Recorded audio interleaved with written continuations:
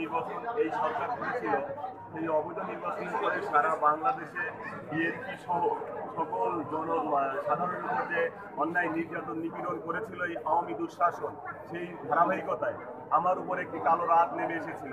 আমাকে বালিয়াকান্দি কলেজ মাঠের পিছন থেকে অপহরণ করে নিয়ে যায় একটি সাদা মাইক্রোতে করে, নিয়ে গিয়ে এটা আওয়ামী লীগ নেতার বাসায় এই যে আমার মামার 1 নম্বর আসামি জিল্লুল হাকিম 200 কোটি টাকা দিয়ে যিনি মন্ত্রণালয়ে মন্ত্রী হয়েছেন, তার নির্দেশে আমাকে তুলে নিয়ে গিয়ে আমাকে ঝুলিয়ে উলঙ্গ করে ঝুলিয়ে আমাকে প্রচুর টর্চার করে। আমার পায়ের তালুতে 200-300 বাড়ি দেয়, হাতের তালুতে দেয়, আমার হাতে ইলেকট্রিক শর্ট দেয় এবং আমি অসুস্থ বললে আমাকে তারা হাসপাতালেও নিয়ে যায়।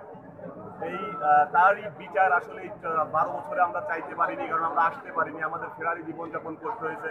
আমি অসুস্থতার জন্য ট্রিটমেন্ট করতে চেন্নাই, অ্যাপোলো, ভ্যালোর, আপনার ঢাকার বিভিন্ন হাসপাতালে আমার বিএনপির যে ভারপ্রাপ্ত চেয়ারম্যান জনাব তারেক রহমান, আমার রাজশাহী জেলা বিএনপির সাবেক সাধারণ সম্পাদক হারুন ভাই সহ জেলা বিএনপির সমস্ত সবাই সহযোগিতার মাধ্যমে তারেক রহমান তার নিজস্ব তহবিল থেকে, জিয়াউর রহমান ফাউন্ডেশন থেকে আমার ট্রিটমেন্টের ব্যবস্থা করে আমার বিরুদ্ধে 2টা ডিস্ক নষ্ট করে দেয় ওসি আবু শামা মোহাম্মদ ইকবাল হায়াত এই আওয়ামী গণদের নির্দেশ এবং তারা সহযোগী ছিল, তাদের নির্দেশে আমার 2টা ডিস্ক C4 এবং C6 নষ্ট করে দেয়। সেই ডিস্ক তারেক রহমান তার নিজস্ব অর্থায়নে জিয়াউর রহমানের ফাউন্ডেশনের মাধ্যমে ডাক্তার আমান ভাই এবং লন্ডন বিএনপির সাংগঠনিক সম্পাদক খসরুজ্জামান খসরু ভাইয়ের মাধ্যমে আমার চিকিৎসার নিশ্চয়তা নিশ্চিত করে।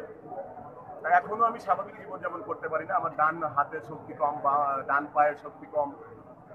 এবং তখন কিন্তু আমাকে ওই মেরুদণ্ড ভেঙে ফ্লোরে শোয়ায় রেখে আমার বাবার কাছে 10 লাখ টাকা চাঁদা দাবি করে, সেই চাঁদা আমার বাবা দিতে না পারলে আমাকে মেরে ফেলবে এই হুমকি দেওয়া হয়।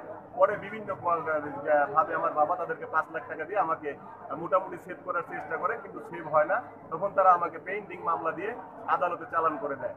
পরবর্তীতে আমার জেলা বিএনপির নেতৃবৃন্দ আমাকে অসুস্থ অবস্থায় জেলখানা থেকে উদ্ধার করে জামিনের মাধ্যমে। আজকে তাহলে টোটালি কত দূরকে কাকে প্রধান আসামি করে? আজকে যে মামলাটা করলাম জিল্লুল হাকিম, যিনি 200 কোটি টাকা দিয়ে মন্ত্রী হয়েছেন, তার সে 1 নম্বর আসামি সহ 10 জন এবং অজ্ঞাত 3 জন আছে। আপনি কি মনে করেন এই মামলায়?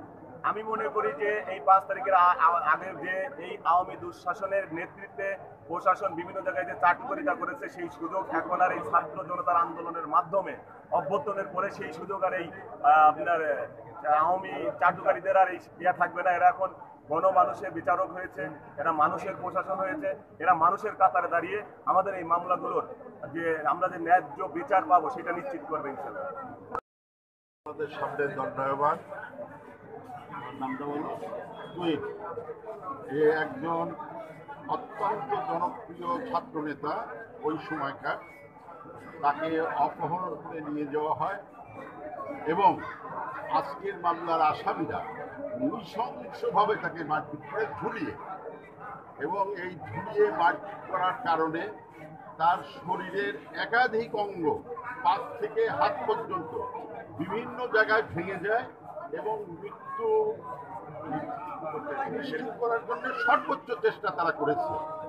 তারপর এই 14 বছর আপনারা জানেন যে কোনো অসহায় ব্যক্তি এই আওয়ামী দুঃশাসকদের বিরুদ্ধে শব্দটি করতে পারে নাই, যে কারণে এই তুহিন তার মামলাটি তখন করতে পারেন নাই।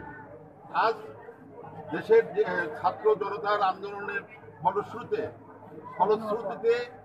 আজকে দেশের যে অবস্থা বিরাজমান, এই অবস্থায় এই ছেলেটি আজকে মামলা করতে এসছে। এবং আমার জানা মতে এই ছেলেটা যখন ওই পঙ্গুতে ছিল, তার সম্পূর্ণ চিকিৎসার দায়ভার আমাদের নেতা তারেক রহমান সাহেব নিজে নিয়েছিলেন এবং তার তত্ত্বাবধানে আমাদের ঢাকায় আমাদের যারা নেতৃবৃন্দ রয়েছে তাদের সকলের সহযোগিতায় সে এখনো সুস্থভাবে হাঁটতে পারে না, সুস্থভাবে চলতে পারে না, হাতের আঙুল দিয়ে সে নিজে হাতে ভাত তুলে খেতে পারে না এবং কৃত্রিমভাবে তার শরীরে বিভিন্ন ডিস্ক লাগানো রয়েছে। আজকে আমরা এই আদালতে মামলা দায়ের করেছি।